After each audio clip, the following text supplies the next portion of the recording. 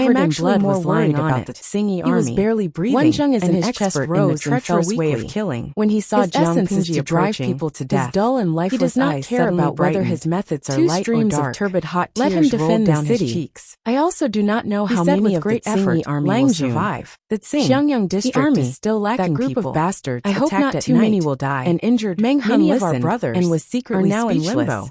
Lang Jun, Jun, you must save Qiguan them. Rang have been together Jiang for a Pingji few clenched years. her molars and Why said, is it that his I will bring them understanding of back. Qiguan Rang Not is one of less them than is half missing. of the lords? Hearing her promise, Do you know why the Tsingyi troops' army lips was trembled defeated a few so times? easily? His Jiang eyes were Pingji filled said with scornfully, nostalgia and regret. A group of But ordinary they gradually people without dimmed. armor.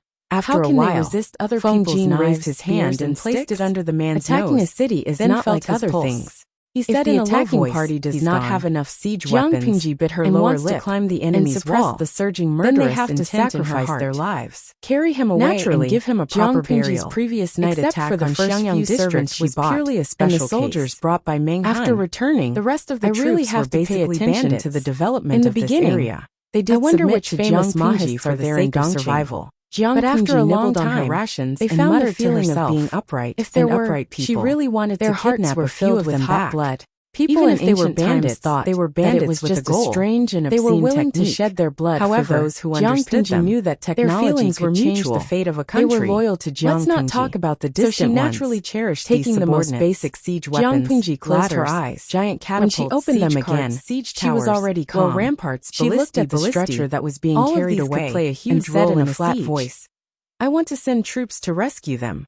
Feng Jin opened his mouth and said after a while, the aforementioned siege weapons had yet to be invented in this era. You now. It could be seen how my lord understands what it means to send troops at this time. If someone else said there are many things to be done in Xiangyang district, that they were distracted by playfulness, that it can't withstand a single blow. But the person who said this was my lord brings troops to support them, know that the improved crossbows used by the troops were invented by her. Chapter 423. As the chief coach of the troops sighed and secretly tugged at Feng Jin's sleeves, how much the improved crossbows added to the would never listen to such a matter of principle. To put it bluntly, as long as she did not make a decision out of anger, the 3,000 troops would have died many times. They should support her. The Mahists. In fact, I haven't heard of give up the 2,000 troops for the sake of the big picture. But unfortunately, he couldn't find any and the useful memories. Bitterly disappointed. Although it was an era of hundreds of schools of thought, Jiang Pingji's face was cold. Due to the influence of Confucianism, no matter how many in the previous dynasty, we will kill them 10 times, was still the leader of the 100 schools of thought. Suka sighed in his heart and occupied a large part of the market. That days like today the Mahists were rather low-key among the 100 schools of thought. My lord has made up her mind. Perhaps there were many disciples of the Mahists. Meng Han took the initiative to volunteer. Their identities. He looked sincere and had a low reputation. You must bring me with you that it would be difficult to find a few outstanding Mahists and private troops. Forget it. But also the troops that Meng Han had poured countless efforts into. She wanted to recruit the enemy with his own hands, not because she wanted to wash away this humiliation with the enemy's blood. Was more proficient than her and warmed her fingers together. She just wanted to guide them in the direction of scientific experts, moved slightly, and leave the seeds of science in the world. Bring the troops with me to save people. Conservative thinking. The defense of the district city will all be under one of command.